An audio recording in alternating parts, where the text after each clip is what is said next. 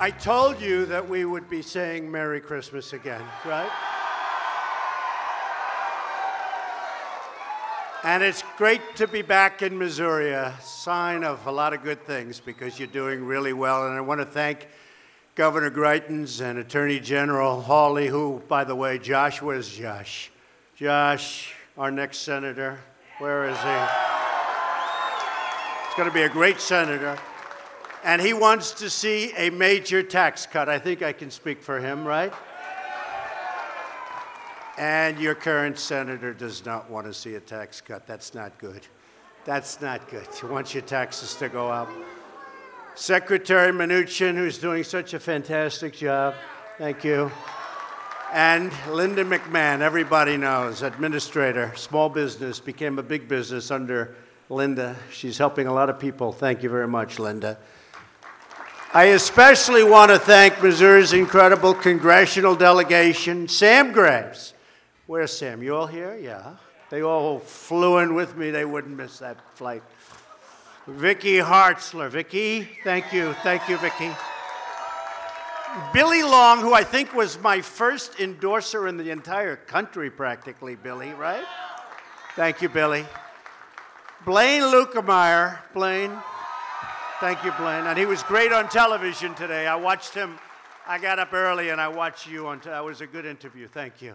Very much in favor of tax cuts. Jason Smith and Ann Wagner. Thank you, Jason. Thank you, Ann. And you know, I have two others that I have a lot of faith in faith. Sally Faith. Where's Sally? Your mayor. Hi, Sally. Thanks, Sally. And Eric Schmidt, Missouri State Treasurer. Thank you. Thank you, Eric. You're doing a great job. Just 3 months ago, we came to this state to launch our plan to bring back Main Street by cutting taxes for American families and small businesses. Today, I've come back to this incredible state to spend an afternoon with its amazing citizens. You are amazing. To help push our plan for historic tax cuts right across that finish line. We're going to do that. With your help, we can usher in a thrilling new era of opportunity and growth for this nation that we love so much. Tax cuts have already passed the House of Representatives. Big ones. Big ones. The eyes of the world now turn to the United States Senate. A successful vote in the Senate this week will bring us one giant step closer to delivering an incredible victory for the American people. Massive tax cuts and reform. I don't even mention the word reform because people don't know exactly what we're talking about. You know, for years they have not been able to get tax cuts, many, many years, since Reagan. And the problem was they talked about tax reform, not tax cuts. I said, don't call it reform, call it tax cuts and reform. So every once in a while we'll add the name reform. But it's tax cuts. We cannot sit, right? That's the governor agrees. We cannot sit idly by and watch ourselves losing in competition to other countries as they continue to take away our jobs because their tax codes are more competitive and less burdensome than ours. That's why we must cut our taxes, reduce economic burdens, and restore America's competitive edge. We're going to do that, too, and it's already happening. Look what's happening with our markets. People get it.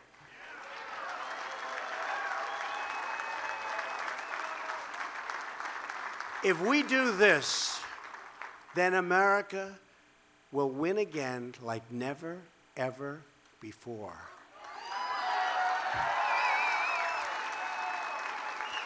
A vote to cut taxes is a vote to put America first again.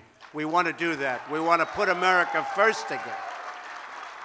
It's time to take care of our workers, to protect our communities, and to rebuild our great country. You know, we've spent almost $7 trillion in the Middle East over the last 16 years. $7 trillion. Now, I'm taking care of it. We're doing numbers like ISIS has never seen before. We're wiping them out. Terrorists, they're bad. And all of that. But we've spent almost $7 trillion. We could have rebuilt our country 4 times over. And we're going to start spending here. We're going to start spending here. And with that being said, we're going to protect our country, whether it's North Korea or any, but we're going to protect our country like never before. We're going to build up our military and make our product here and make our planes and our boats and our everything here. But we're going to build up our military.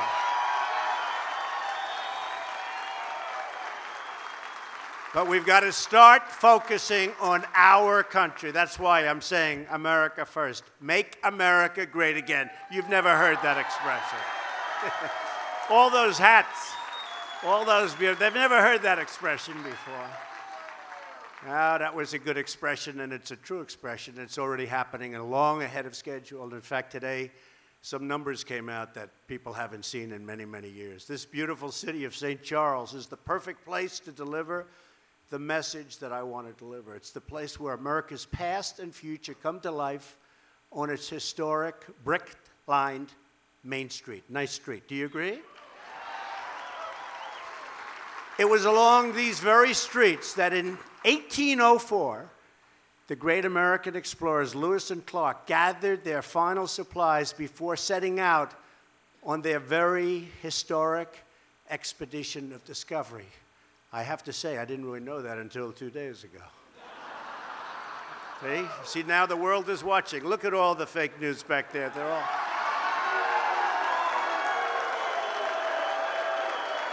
They're all watching.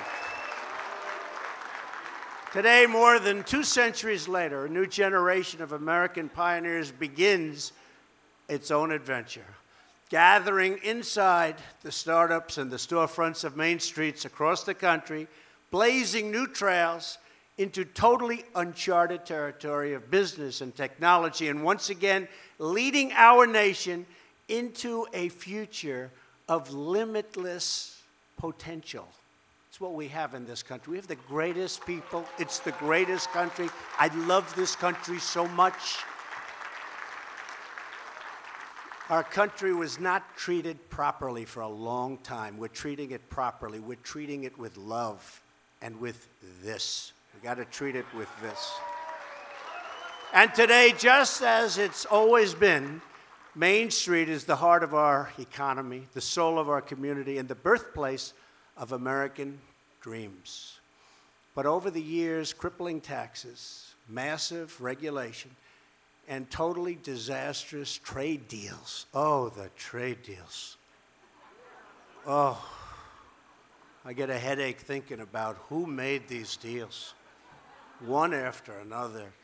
WTO, NAFTA, the wonderful deal with South Korea. Remember they said it's going to produce 200,000 jobs? And it did for South Korea. Didn't produce, we lost 200,000 jobs. It turned some of our businesses' main streets into empty ghost towns. You see what's happened. Now we have a once-in-a-lifetime opportunity to restore American prosperity and reclaim America's great destiny. We've already made tremendous progress, far greater than I would have thought. I will tell you this in a non-braggadocious way. There has never been a 10-month president that has accomplished what we have accomplished. That I can tell you. That I can tell you.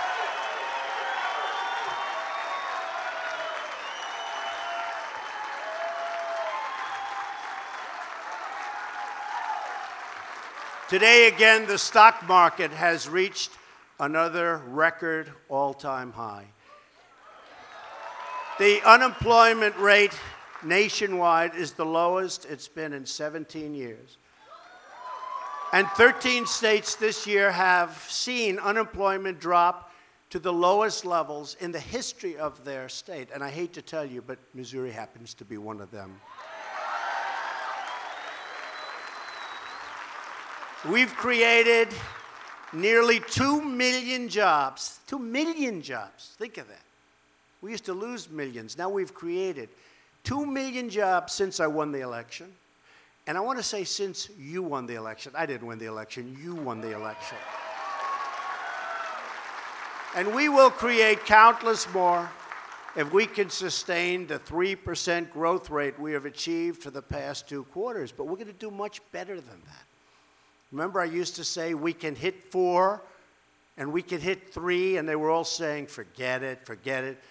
It was 1.2. It was doing terribly. We were flat. We were even. In all fairness, the stock market was going this way. And now we're hitting numbers that nobody thought possible, certainly not in this time. And the numbers going up are going to be much better than anybody anticipates. In fact, they're going to say that Trump is the opposite of an exaggerator, the exact opposite. They're going to start saying, Governor, that he ought to be a little bit more optimistic because his predictions were low. Can you believe it? You know, a year and a half ago, they were saying, oh, he can't do that. Now they're saying, that was quick. But by the way, the Commerce Department announced this morning that our GDP, that's the big one, in the 3rd quarter grew even faster than they reported previously. They made a mistake. They were too low. They had it at 3%. By the way, 3%. Did you ever think you'd hear that in less than a year? And now it comes in at 3.3%, which is the largest increase in many years. And if we didn't have the hurricanes, we would have been at 4%. The hurricanes were devastating. And I said they're worth a point. They said they were worth like 0.006. But I said they were worth a point. We would have been at 4%, maybe even over 4%. But we had hurricanes. We took care of them. In Texas and Florida, they did a great, great job, amazing job, tremendous leadership. And we're very proud. Puerto Rico has been a very tough situation because of the fact that it was in very, very bad shape before the storms ever hit. But they're doing well there, and it's healing, and it's getting better, and we're getting them power and all of the things that they have to have. But I want to tell you that a lot of brave people in every state. We have great, great people, and it's our #1 resource, believe me. Really great. But in order to achieve this bright and glowing future, the Senate must pass those tax cuts, bring Main Street roaring back, and that's what's going to happen. This is all done without the tax cuts. And I'm not sure that people even believe the tax cuts. I want to see what happens. And the big day will be either tomorrow or the next day. I would say do it now. We're ready. I said to the Republicans, and I want to tell you, these are good people. They really want to, and I know they get hit hard, the senators, the congressmen, but they're all working hard. It's not so easy. It's complicated stuff. It's not so easy. But we had an incredible session yesterday, and I think we're there. That's why I said, can we do the vote today? What do I know? I'm a business guy. Can we do the vote now? Well, they said, how about Friday? I said, I don't want to wait till Friday. Right, Billy? I said, Billy, can we do the vote? Get me to vote. Well, Billy's already passed it, so. And then what happens, if it passes, it goes into this beautiful committee, this beautiful, I call it a pot. And we mix it up, and we stir it up, and we bring all the best things out. And you're going to have something, I predict, that will be really, really special. So right now, really is. Really is. So right now, America's tax code is a total dysfunctional mess. The current system has cost our nation millions of American jobs, trillions and trillions of dollars, and billions of hours wasted on paperwork and compliance. It is riddled with loopholes that let some special interests, including myself, in all fairness, this is going to cost me a fortune, this thing. Believe me. This is not good for me. Me, it's not so. I have some very wealthy friends. Not so happy with me, but that's okay. You know, I keep hearing Schumer, this is for the wealthy. Well, if it is, my friends don't know about it. I have to explain why.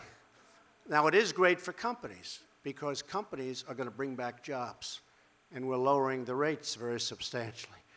But right now, we're bringing the rates down from 35%, which is totally non-competitive, the highest industrialized nation in the world, by far, and we're bringing it all the way down to 20%. But that's good. That's good for everybody in the room, whether you have a company or whether you want a job, because we're going to bring back jobs. And what we've had is a massive giveaway to foreign countries, which encourage businesses to relocate offshore. And you've seen what's happened. Before this, this is really, I'm most proud, because as bad as our tax code is, we have Toyota, we have big car companies coming back in, building plants in Michigan and other places. We have a lot of businesses coming back in, and they see what's happening. They see what's going on. That's why they're doing. Our current code is a giant, and really it is. It's a self-inflicted economic wound. It's been that way for so many years, and nobody wanted to do anything about it. But all that will change, and it will change immediately if Congress sends a tax cut and reform bill, the biggest tax cut in the history of our country, bigger than Reagan. If they send it to my desk, I promise all of the people in this room, my friends, so many friends in this room, it's a great state, I promise you I will sign it. I promise. I will not veto that bill. There will be no veto. Under the plan moving forward in the Senate, a typical family of four earning $75,000 as an example will see their taxes go down by as much as $2,000. That's a lot.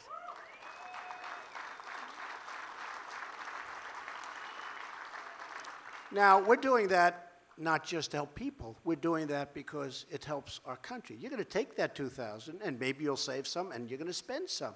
And we're going to make product back in our country again. You know, it's going to be made here. It's going to be made elsewhere, but it's going to be made here. We're opening up plants. We're opening up factories, and we're going to be great to small business. Wait till you see the final product. Wait till you see what finally comes out in what I call the mixer. The beating heart of our plan is a tax cut for working families. That's what it is. We're going to make sure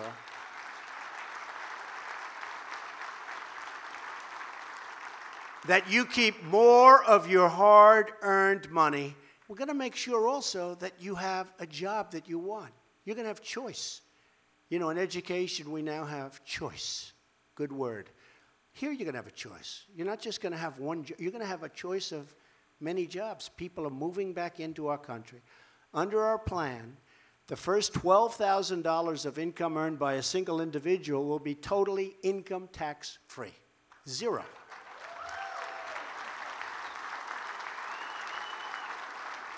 And a married couple won't pay one dime of income tax on their first $24,000 of income. Zero. Our plan will significantly increase the child tax credit and make it available to more middle-class families, because the single most important investment our nation can make is in our children. Do we agree? You agree? You better agree. Families will also benefit from a new credit for other dependents, like a child in college or an elderly loved one. We have our mothers, our fathers, you have your grandparents, you have people that are elderly that have done a fantastic job. They've grown old. You want to help them. Now we are going to help you help them.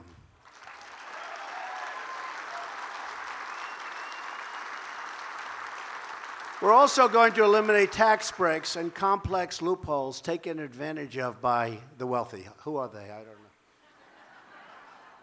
I think my accountants are going crazy right now. It's all right. Hey, look, I'm president. I don't care. I don't care anymore. I don't care.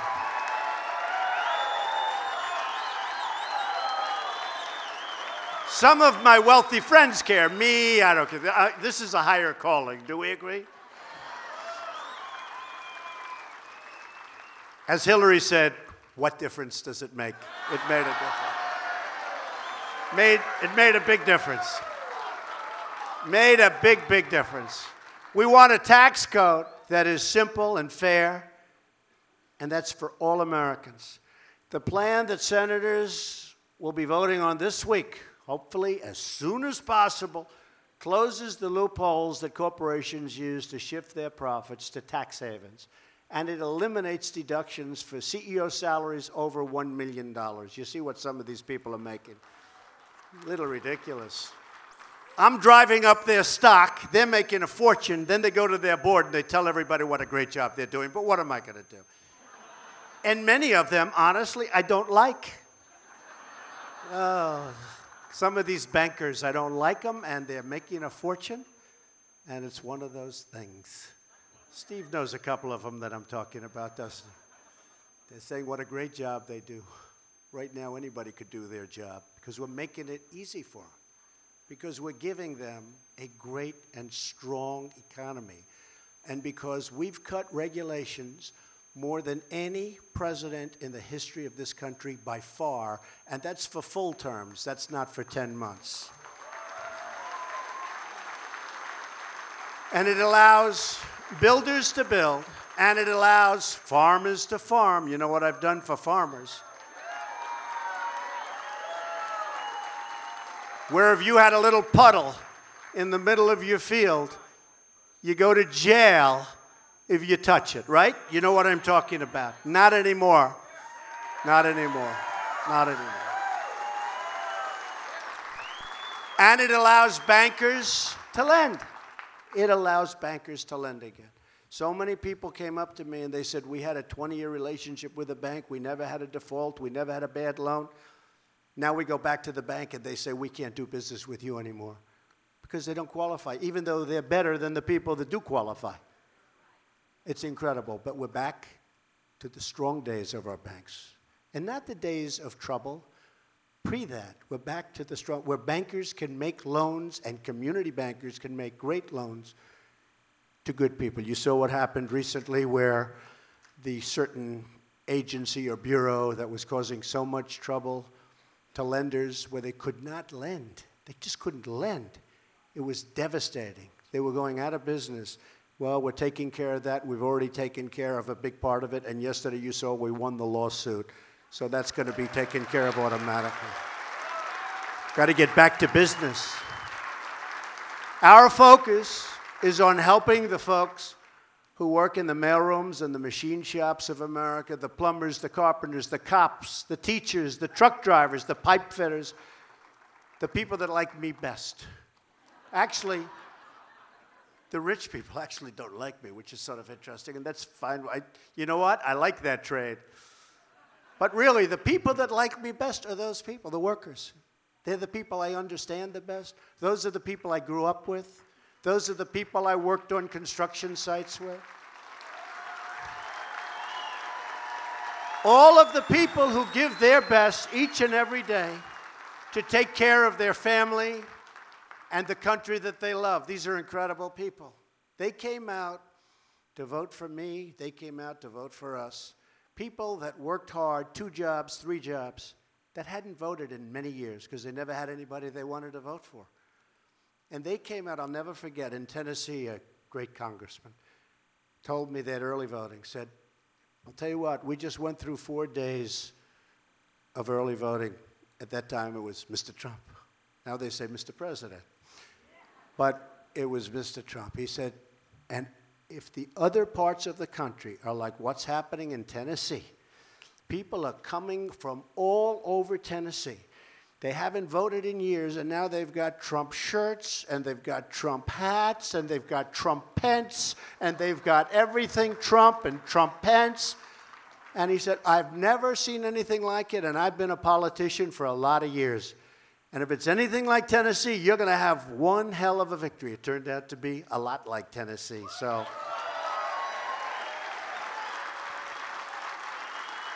and it turned out to be a lot like Missouri. That I can tell you. Because we had a big one here. And I promised Josh that when he gets it going, and he's got it in very good shape from what I hear, he's a popular. Everybody said, Josh, it's got to be Josh. Everyone's telling me. I said, who's going to run against her? Josh, Josh. And I said, Josh, when you're ready, you have my word. I'm going to come here and campaign with you. We got to get you in, okay? Got to get you in. It's not enough for the middle class to keep getting by. We want them to start getting way ahead. We're going to have them start getting way ahead. Under our plan, middle-class families will not only see their tax bill go down, they will see their incomes go up by an average of around $4,000.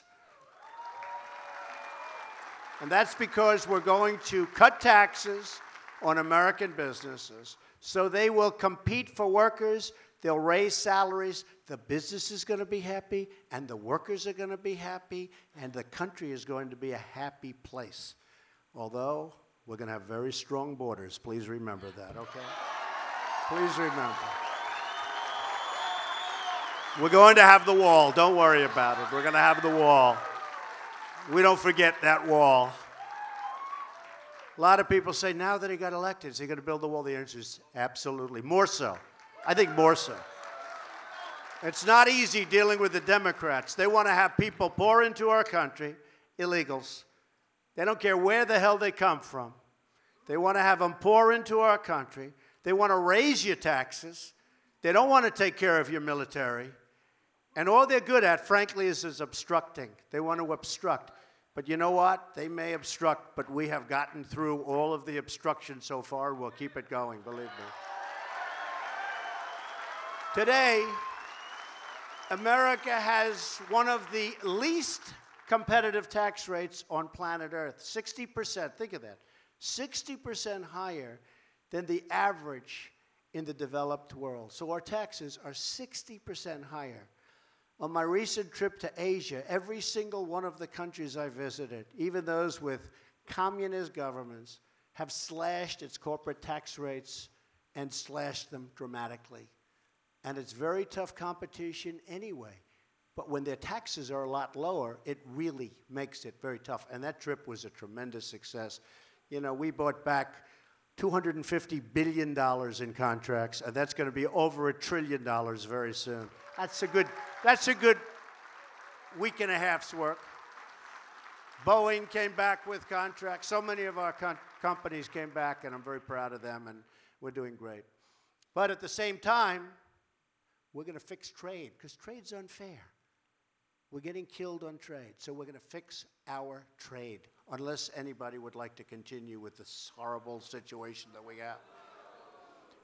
Our plan gets America from the back of the pack, and it'll bring us right to #1, where we were for years, but where we haven't been for decades.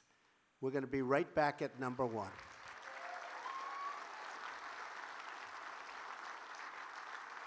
And we're going to work on trade, but we're also going to work on military. When we defend nations that are very wealthy, and we do it for almost nothing. I say, why are we defending them? We love them. I won't mention names, but there are a lot of them. We love them. They're wealthy. One of them has a cash flow that they say is unsustainable. It's so large. Think of that. How would you like to have an unsustainable cash flow? They don't know what to do with their money. And we defend them. It's going to change, folks. We're going to defend them. But they're going to treat us fairly. And they're going to pay for their defense. Does that make sense?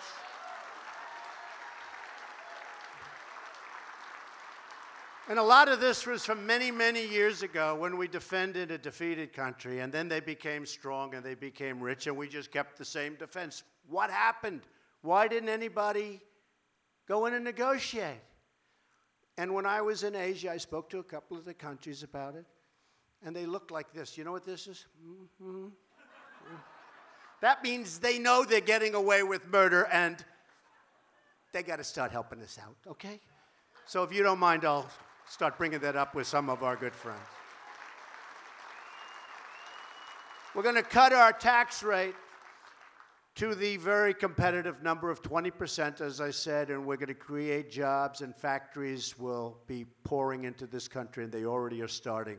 A lot of people think it's going to happen. I don't want to say anything. I'm not going to talk about it. I thought we had health care, and we will have health care. It's going to happen. As soon as we get the taxes, we work on the health care, we're going to happen. Because we thought we had the votes, and then something happened a little strange. That's okay. When you lose by one vote, it then it's called you go back. You know, some people said, oh, you failed with health care. What do you mean we failed? We didn't fail. And by the way, what happened is Obama took a long time, years, to get Obamacare, right? Again, 10 months. We've had 2 runs at it. We're coming closer, closer. I think now we have a plan that's going to be great, but we're not talking about it until after taxes, and then we take care of health care. Then we will have done tax cuts, the biggest in history, health care, phenomenal health care. I know you don't want this. Welfare reform. Does anybody want welfare reform? And infrastructure.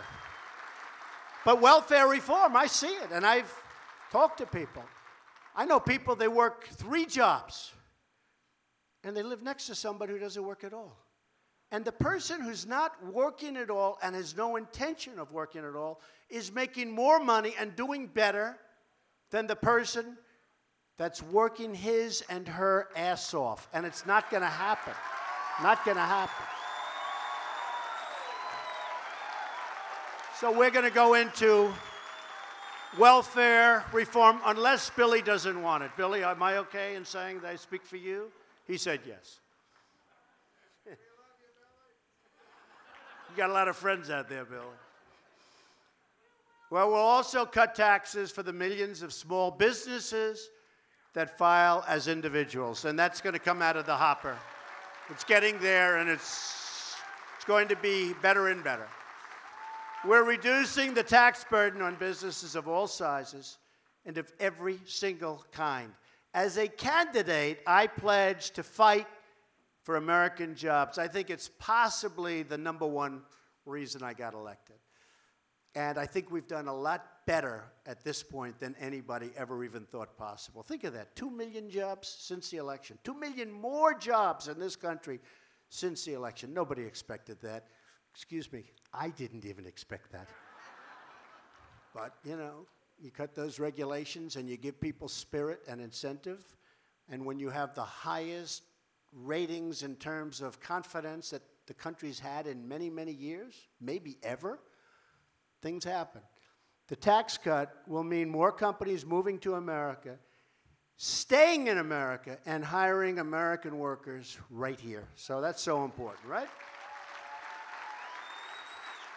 Small business groups across our nation, retailers, restaurants, manufacturers, grocers, contractors, support this plan. We have tremendous support for this plan. Tremendous, because these massive tax cuts will be rocket fuel. Little rocket man, rocket fuel for the American economy. He is a sick puppy. Cassandra Pourlaire, where is she? Where's Cassandra? She's around here. Hello, Cassandra. I met you back there. She and her mother, Terry, hi, Terry, they own a jewelry store on Main Street right here in St. Charles. They make really beautiful handmade jewelry. I got to see some of it. I would have taken it in my previous life, but now if I do, they don't like that. You know? We're not allowed to take jewelry, right? But they make it right here in the heartland. It's beautiful. Our tax plan will ensure that Cassandra can keep growing her business, keep creating jobs, keep giving back to the community that she loves, and just make her more and more successful. I assume you like that, right? Good. Randy Schilling is also here. Where's Randy? Randy. Hello, Randy. He's the founder of OPO. That's an interesting name. It's called OPO Startups, and a member to dozens of small businesses in the St. Charles area. He's a mentor. He really mentors a lot of the businesses, and he's respected. He also did a terrific job renovating the old post office on Main Street, something I know something about, old post offices. Did he do a good job, by the way? I hear. They said yes, Randy. If he did a bad job, I'm going to stop right now. I'll just say, good luck, Randy. They said you did a good job. I know you did. Randy knows firsthand how the high tax burden is holding America's small businesses back. And our tax cut plan will unleash them to thrive like never before. He understands our plan, which will provide relief from the horrible, crushing, unfair estate tax, also known to many as the death tax. We want to make it easier for loving families to pass on their life's work to their children. Be nice. Be very nice, right? That's a tough one. The Democrats fight that one, I think, harder than any other thing that we're doing. They fight the death tax. They don't want it. They don't like it. They don't want it. It's one of those things. But that is one of the hardest things. I have to be honest. I see people right here. They're obviously very rich, and they love their children, right, in this group? They love their children. They're very rich. They want to pass on what they have without having to have the kids sell the property, mortgage up half of it. And but the biggest problem we have on that one, these Democrats are being brutal. And, you know, I call them obstructionists, but they want to stop the estate tax. They want to stop the death tax from, you know, being rescinded. But we're going to try our best on that one. Our economy will receive another enormous boost as trillions of dollars in wealth that's parked overseas will be able to come back to our country.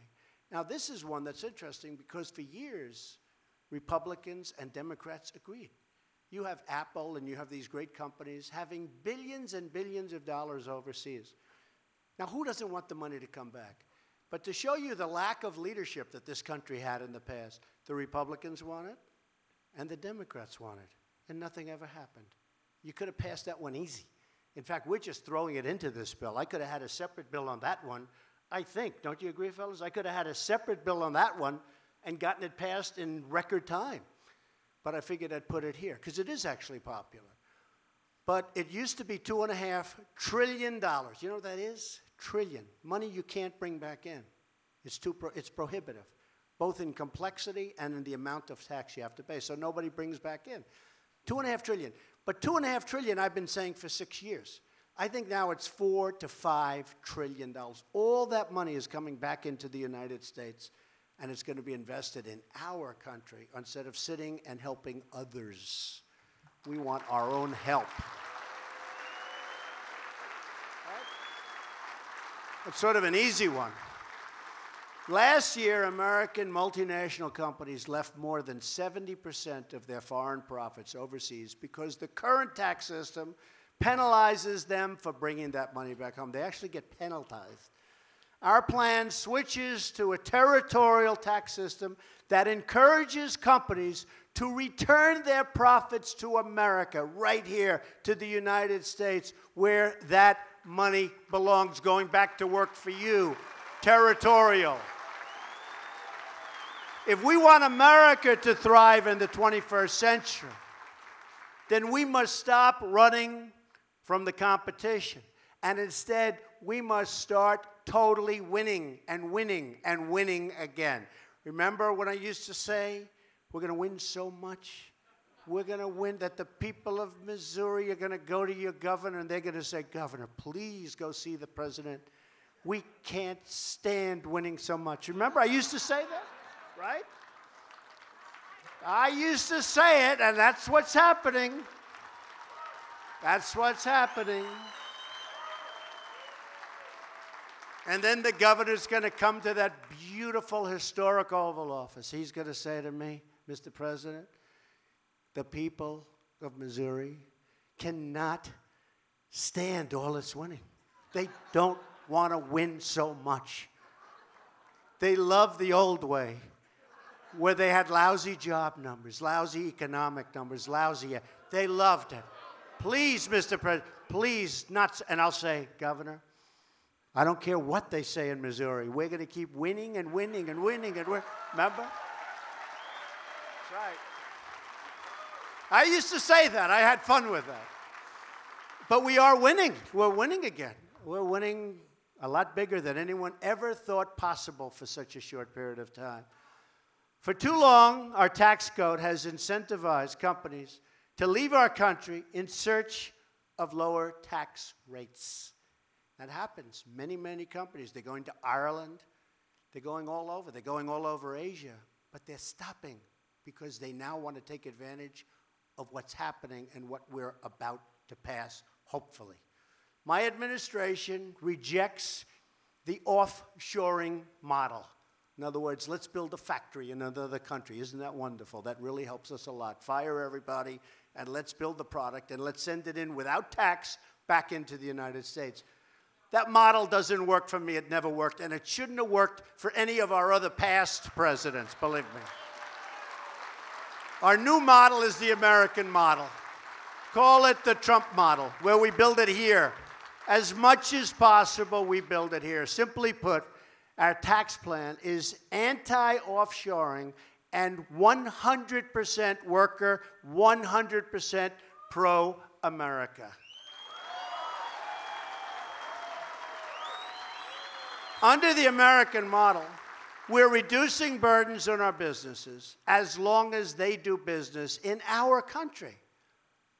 Okay? They do business here. Now, we love Mexico. It's a wonderful place. But I don't like when our car companies move to Mexico, fire everybody, build the same car in Mexico, send it through our borders with no taxes, no nothing, and we buy the car. Same price. We buy the car. In the meantime, what do we get out of it? We get no tax, and we get unemployment all over. That's stopping. So now the plants are starting to move back. And now there's a price to pay when they do that little number on us. That's how we all succeed and we grow together as one team, one people, as one American family.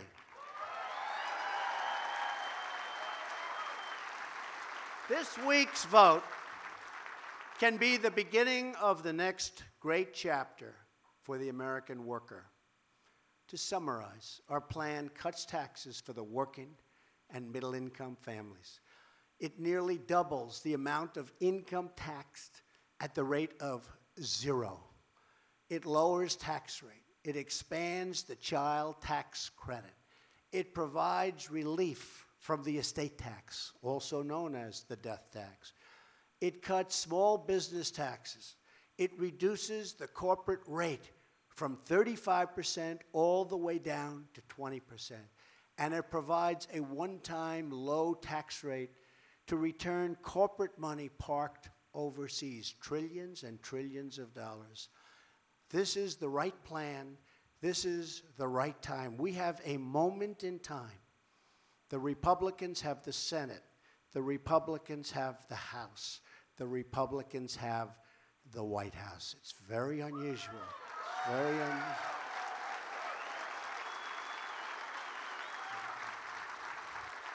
This is our chance to free our economy from our workers, from the terrible tax burdens. We have workers that are so burdened with taxes. We're freeing our workers from those terrible burdens. Republicans in Congress campaigned on cutting taxes. We also campaigned on repeal and replace. It's going to happen. It's going to happen. Take your time. It's going to happen. It's going to happen. Many Democrats have promised tax cuts that don't mean anything because they really want major tax increases. Senator Claire McCaskill, have you ever heard of her? Is doing you a tremendous disservice. She wants your taxes to go up. She's weak on crime. She's weak on borders. She's weak on illegal immigration.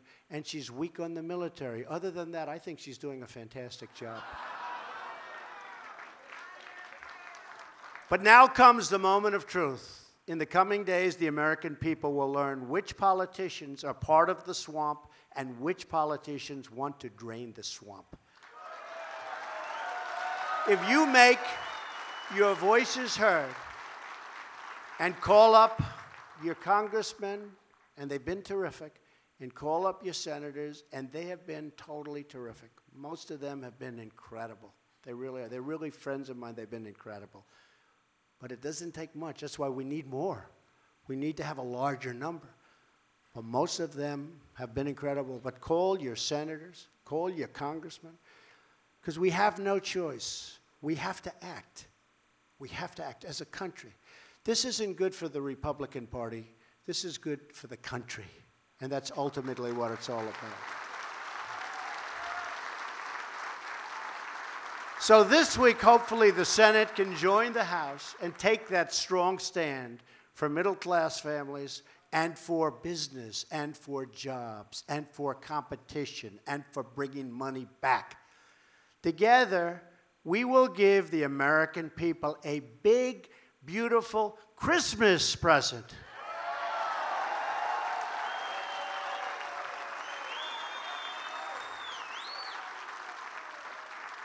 And remember, I was the one, when I was here last time, I said, we're going to have Christmas again. I was the one that said, you go to the department stores, and you see Happy New Year, and you see red, and you see snow, and you see all these things.